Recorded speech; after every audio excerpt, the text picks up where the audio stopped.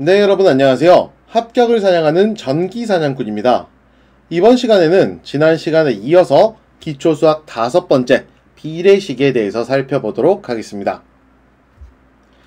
자, 이 비례식 같은 경우에는 우리가 실제 문제풀이나 증명 과정 내에서 비율 관계로 풀어야 되는 문제들이 있거든요. 그 비율 관계로 풀어야 되는 문제들에서 사용해야 되기 때문에 되게 중요하다라고 말씀드릴 수 있겠죠. 자, 그러면은 비례식에 대해서 한번 간단하게 살펴보도록 하겠습니다. 자, 비례식은 무엇을 의미하냐? 바로 두 식의 비율이 서로 같다는 것을 이야기를 합니다. 뭐라고요? 비례식은 두 식의 비율이 서로 같다는 겁니다. 비율이 서로 같다.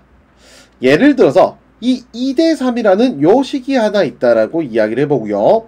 그 다음에 4대6이라는 식이 하나 있다라고 가정을 해보겠습니다.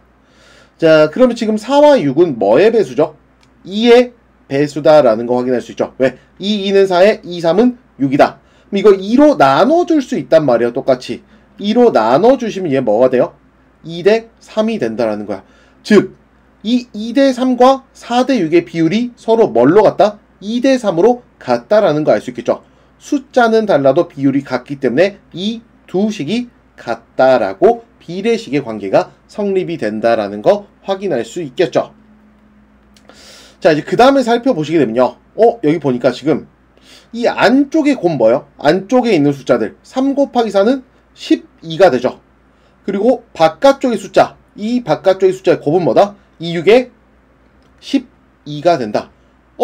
안쪽에 있는 숫자, 비례식이 성립할 때 안쪽에 있는 숫자와 바깥쪽에 있는 숫자를 곱하면 두 식이 서로 같다라는 거 알 수 있습니다.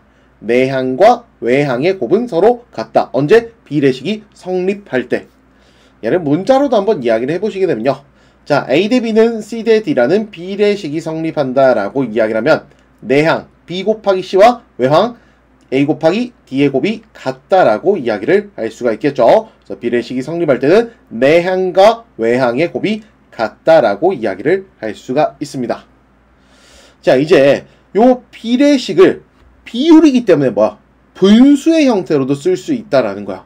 2대 3을 우리가 분수의 형태로 쓰게 되면 3분의 2라고 쓸 수가 있겠죠. 마찬가지로 4대 6도 분수의 형태로 쓰시게 되면은 6분의 4라고 쓸 수 있습니다. 자, 지금 이 비례식에서 내항은 뭐였었어요? 3과 4였었죠. 자, 근데 이 분수에서 내항은 뭐예요? 3과 4죠. 그럼 외항은 뭐야? 2와 6이었었죠. 내항과 외항의 곱이 서로 같다라는 거죠. 아, 그러면은 분수에서는 크로스로 곱한 이 두 값이 같다라고 알 수 있죠. 일자로 쭉 쓸 때는 안쪽과 바깥쪽의 곱이 같다. 분수로 쓸 때는 뭐다? 크로스로 곱한 값이 같다라는 것도 우리가 알 수 있습니다.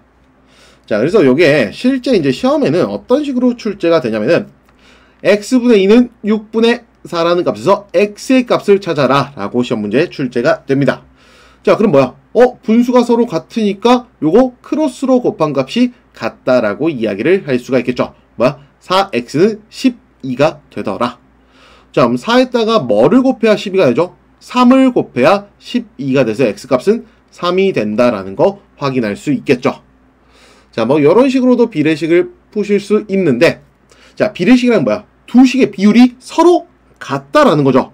그러면 분자 한번 볼게요. 분자.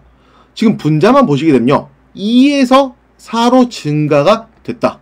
몇 배 증가된 거죠? 2배가 증가됐어요. 2배가. 그러면 두 식의 비율이 서로 같으려면 어떻게 돼요? x에서 6도 뭐야? 2배로 증가가 되어야 이 두 식이 같다라는 조건이 만족이 됩니다. 자, 그럼 뭐야?